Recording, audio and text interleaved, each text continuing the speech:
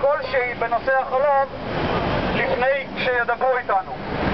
בסך הכל הממשלה רוצה לבצע מהלך מהיר של שינוי חקיקה בין יום ראשון, החלטת ממשלה, לבין יום שלישי בלילה, 12 בלילה, יציאה לפגרה.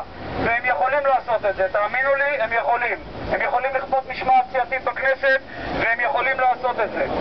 כל מי מאיתנו, במידה והבג"ץ לא יעצור את המהלך הזה, אנחנו מקווים שכן, מאמינים שכן, אבל 100% בבג"צים.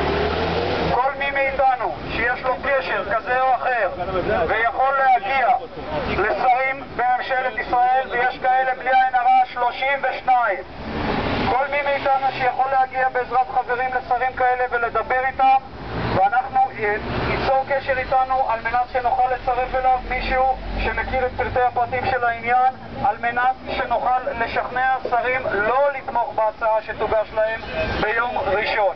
זה חשוב, זה בדמנו.